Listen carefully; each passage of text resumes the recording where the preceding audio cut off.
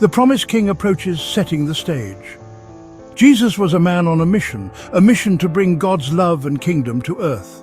His journey led him to Jerusalem, a city filled with history and religious significance. It was the Passover festival, a time when Jewish people from all over came to celebrate their freedom. Excitement and anticipation filled the air as pilgrims traveled for days to reach the holy city. Little did they know, an even greater event was about to unfold. Jesus, many believed, was the Messiah, the one promised to save his people. As Jesus and his disciples approached Jerusalem, word spread like wildfire. People had heard about his teachings and miracles, and a buzz of expectancy rippled through the crowds. Some saw him as a prophet, a powerful speaker who challenged the religious leaders. Others saw him as a healer, a miracle worker who could restore health and hope. And then there were those who saw him as something more, someone who could change the course of history.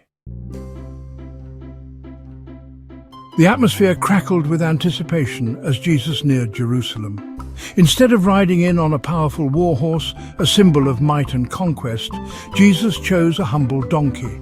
This was a deliberate act, echoing the words of the prophet Zechariah centuries earlier, who foretold of a king coming in peace, riding on a donkey. As Jesus rode towards the city gates, the crowds erupted. They laid down their cloaks, creating a makeshift carpet for the donkey to walk on. Others waved palm branches, a Jewish symbol of victory and triumph. Their voices rose in unison, shouting, "Hosanna, blessed is he who comes in the name of the Lord! Hosanna in the highest!"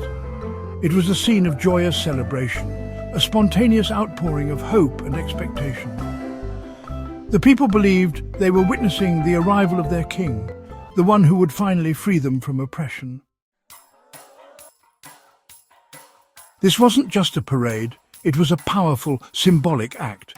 By riding in on a donkey, Jesus was declaring himself to be a different kind of king, not a warrior king who ruled by force, but a king of peace and humility. He came to serve, not to be served, to offer a different way of living based on love, compassion and justice. The palm branches were more than just festive decorations. They were a powerful symbol of victory, representing the hope that Jesus would overthrow Roman rule and establish a new kingdom.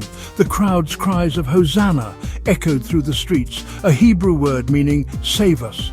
They were calling out to Jesus, placing their hopes and dreams in him. Little did they know that his kingdom would be different than they imagined. A kingdom not of this world, but a spiritual kingdom that would transform hearts and lives from the inside out.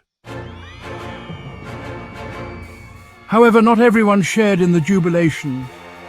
The religious leaders, the Pharisees and Sadducees, watched the procession with growing unease.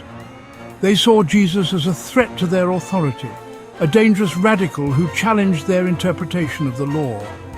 They feared the crowds and the power Jesus held over them. Their hearts hardened, and they began to plot against him, determined to silence his message and maintain their grip on power. Even among Jesus' disciples, there was confusion. They had witnessed his miracles and heard his teachings, but they still struggled to understand the full scope of his mission.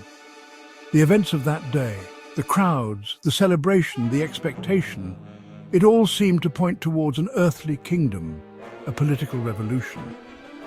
They were about to witness something far more profound, a revolution of the heart, a victory won not through military might, but through self-sacrificing love.